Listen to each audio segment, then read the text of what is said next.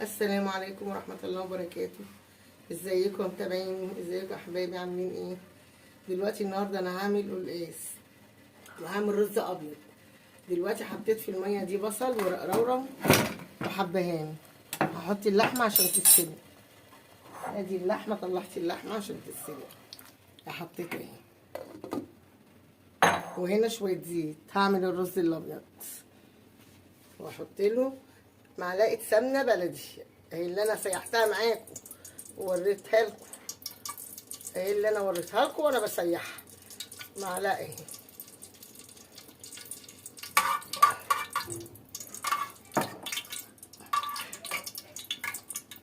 هحط بقى الرز عشان اشوحه. بسم الله.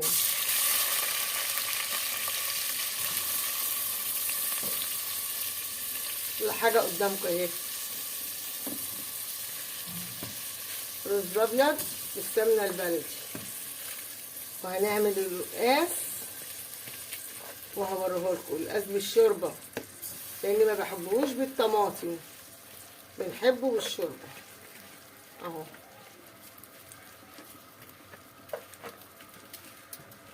هنشوحه تشويحه حلوه، وبعد كده هنحط له الميه بتاعته او الشوربه بتاعته،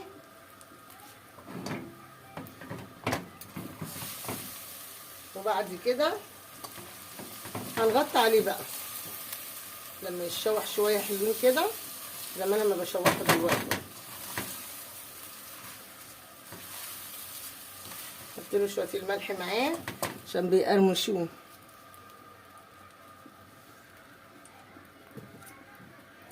الملح حطيناه، ادينا بنحمر بنقلب الرز.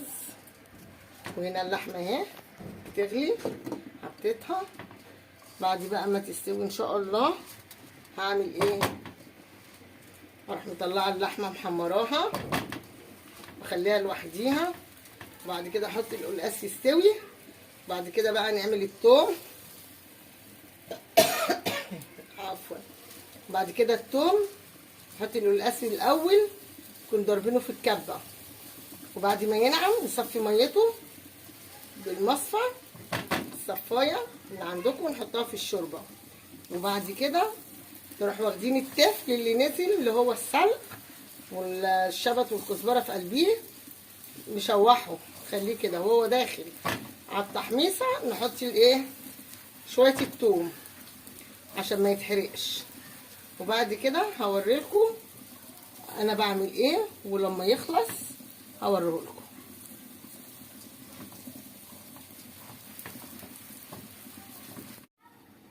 دلوقتي انا شوحته ورحت حاطه الشوربه بتاعته وقلبته اهو، واسيبه بقى لما يغلي، وبعد كده اوطي عليه ويستوي وهوريهولكم.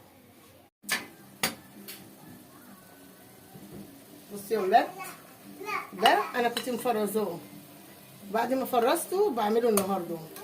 ادي الشوربه اهي، اروح حاطاه في الشوربه كده، وبعد ما يستوي هفرغه بقى وهوريهولكم. دلوقتي انا هحط بقى الطاسه فيها الايه؟ لا ده الجريل. احط الطاسه، احط اهو عشان اعمل ايه بقى؟ اعمل السلق. هوريهولكم بقى هعمله ازاي.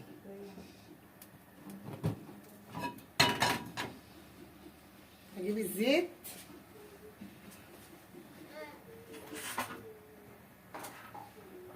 ادي الزيت، احط له شويه زيت،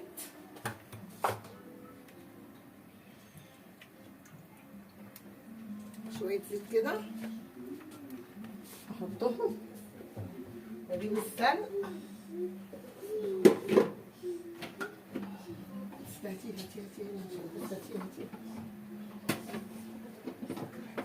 يلا السلق اهو. بصوا يا ولاد، انا دلوقتي بعمل ايه هنا. انا صفيت دلوقتي، ضربت السلق ده. بعد ما ضربته خدت التفل بتاعه زي ما فهمتكم ان ده هيتشوح، وبعد ما يدخل على القرمشه اروح حاطه الثوم اللي انا دقيه. وادي اللي انا الميه هي اللي انا صفيتها هحطها مع القلقاس بالشوربه عشان يديله ايه خضار، واقلبه كده اهو. نعمل بقى مديه الشوح ده يتشوح كده، وهوريلكم وهو متشوح. بعد كده ابقى احط الثوم يبقى متقرمش كده، واروح اول ما ده ما يغلي وتكون دي عملت اروح حاطاه عليه يغلي غلوتين واروح قافله عليه.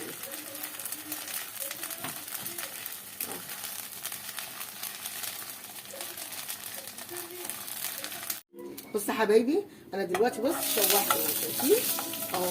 بص بقى الثوم ده اللي انا مخزناه بس بتاع السنه دي، ده بتاع السنه دي اهو.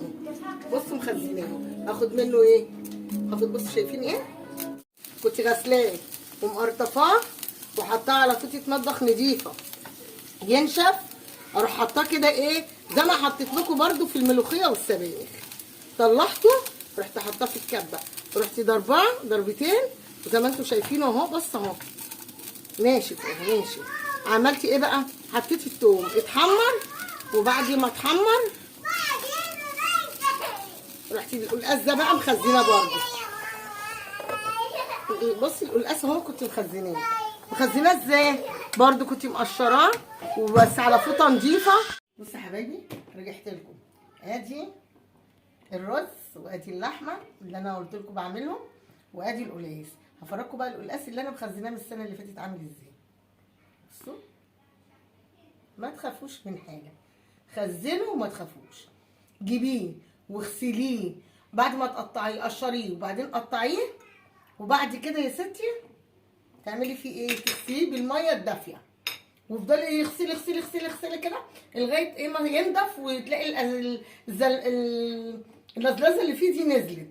بعد كده نشفيه تاني بفوطه المطبخ هيبقى ناشف، كيسيه وحطيه وما تخافيش. ده بتاع السنه اللي فاتت. واحده تاني اهي اوريها لكم اهي.